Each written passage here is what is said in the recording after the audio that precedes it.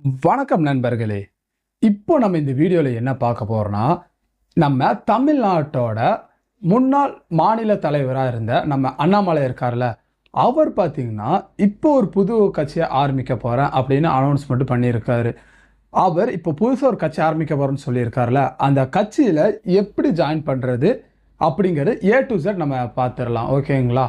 அதுக்கப்புறம் அவர் பாஜகல இருந்து பிரியறதுக்கு என்ன காரணங்கள்?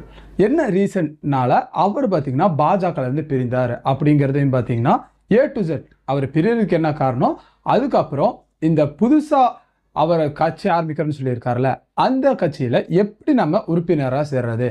அப்படிங்கிற ஏ டூ இசட் எல்லா இதுவும் பார்த்தீங்கன்னா, இந்த ஒரு வீடியோலயே நம்ம பார்த்துடலாம். ஓகே. இப்போ ஃபர்ஸ்ட்டா பார்த்தீங்கன்னா, நம்ம தமிழ்நாட்டோட பாஜகவின் முன்னாள் மாநில தலைவரா இருந்த நம்ம அண்ணாமலை அவர்கள் இப்போ இந்த பாஜகல இருந்து முழுசா விலகிட்டாரு.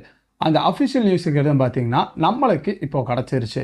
அது மட்டும் இல்லாம, இப்போ அவர் புதுசா பார்த்தீங்கன்னா, கட்சி ஒண்ணு ஆரம்பிக்கிறேன் அப்படின்னு சொல்லியிருக்காரு. அது எல்லாத்தையும் இப்போ நம்ம ஒன் பை ஒன்னா பார்த்துடலாம். இதெல்லாம் நம்ம பார்க்கறதுக்கு முன்னாடி, நம்ம அண்ணாமலை இருக்கார்ல, அவர் பார்த்தீங்கன்னா, இந்த 2025லேருந்து 2026 காலகட்டத்தில அண்ணாமலை பாஜகவில உள்ள இருந்தார்ல, அப்போ இருக்கும்போது சந்தித்த முக்கிய பிரச்சனைகளும் மற்றும் அவர் மீதான நடவடிக்கைகள், அதை பற்றி நம்ம ஃபுல்லா பார்த்தீங்கன்னா, ஃபர்ஸ்டா நம்ம பார்த்துடலாம். ஃபர்ஸ்ட் டாபிக்கா அண்ணாமலை அவர்கள் ஒதுக்கப்பட்டதுக்கான காரணம் என்ன அப்படிங்கிறத இப்போ இந்த டாபிக்ல நம்ம இப்போ ஒவ்வொன்றா ஃபர்ஸ்டா பார்த்துடலாம். ஓகேங்களா? இப்போ அவர் கட்சியை விட்டு பார்த்தீங்கன்னா, முழுசா வெளியே வந்துட்டாரு. இதுக்கு அவர் இப்போ எதனால அவர் முழுசா வெளியே வந்தார்னா, அவரது கடுமையான விமர்சனங்கள் பார்த்தீங்கன்னா, கட்சி தலைமை அவரை கடுமையாக பார்த்தீங்கன்னா கண்டித்தாங்க.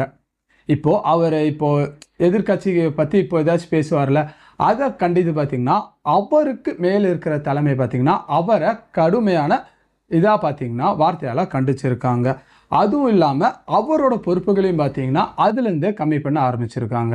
சரி, இப்போ நம்ம பாயிண்டா நம்ம ஃபர்ஸ்டா பார்த்துடலாம். ஓகேங்களா? எதனால அவர் இப்போ கட்சி தலைமை எதுக்கு அவரை இப்படி பேசினாங்க அப்படிங்கிறத. ஓகேங்களா?